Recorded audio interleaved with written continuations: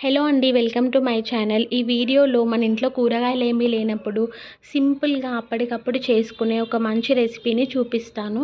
శనగపప్పు tomato curry. దీనికోసం మనకి ఒక 2 ఆనియన్స్, 2 టమాటోస్, ఇంకా శనగపప్పుని ముందుగానే ఒక పావు కప్పు వరకు నానబెట్టి పెట్టుకోవాలి. ఇప్పుడు ప్రాసెస్ ఏంటో చూద్దాం.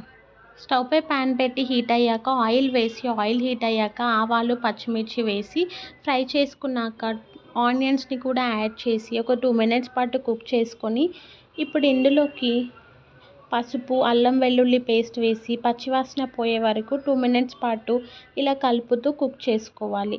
ఆనియన్స్ బాగా కుక్ అయ్యాక ఇందులోకి 2 టమాటోస్ని వేసుకొని ఒకసారి అంతా బాగా మిక్స్ చేసుకొని టొమాటోస్ మగ్గడానికి కాస్త సాల్ట్ని కూడా యాడ్ చేసి ఒక 2 మినిట్స్ పాటు ఇలా మిక్స్ చేస్తూ కుక్ చేసుకోవాలి. టొమాటోస్ కాస్త సాఫ్ట్ అయ్యాక ఇందులోకి నానబెట్టి పెట్టుకున్న శనగపప్పును కూడా యాడ్ చేసి అంతా కలిసేలా ఒకసారి మిక్స్ చేసి మూత పెట్టి ఒక 5 మినిట్స్ పాటు కుక్ చేసుకోవాలి. 5 మినిట్స్ తర్వాత మూత తీసి అంతా ఒకసారి బాగా మిక్స్ చేసి మీ టేస్ట్కి తగినట్టుగా కారంని యాడ్ చేసి ఒకసారి మిక్స్ చేసుకున్నాక ఈ పప్పు ఉడకడానికి ఒక గ్లాస్ వరకు వాటర్ని యాడ్ చేసి ఒకసారి మిక్స్ చేసి ఇప్పుడు ఇందులోకి ధనియాల పొడిని యాడ్ చేయాలి. ఈ ధనియాల పొడి అంతా కలిసేలా మిక్స్ చేసుకున్నాక మూత పెట్టి ఒక 5 మినిట్స్ పాటు శనగపప్పు ఉడికే వరకు కుక్ చేసుకోవాలి.